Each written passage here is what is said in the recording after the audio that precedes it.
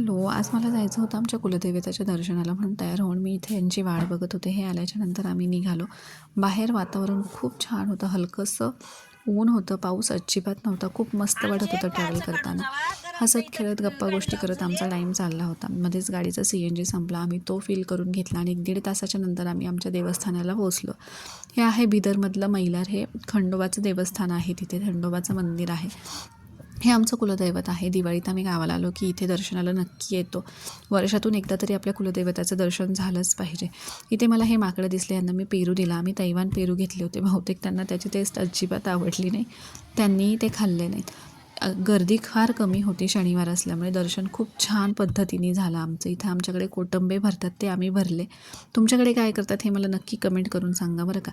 दर्शन छान झालं. परतीचा प्रवासही छान चालू होता. मुलांना भूक लागली होती म्हणून आम्ही एका हॉटेलवर थांबलो आणि मस्त जेवण केलं. आवडलं तर लाईक